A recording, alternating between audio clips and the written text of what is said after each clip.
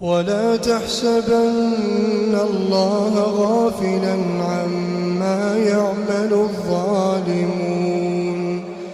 إنما يؤخرهم ليوم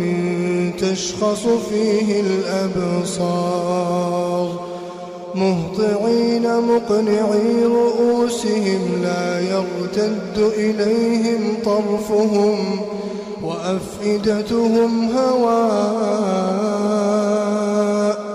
وأنذر الناس يوم يأتيهم العذاب فيقول الذين ظلموا ربنا أخرنا إلى أجل قريب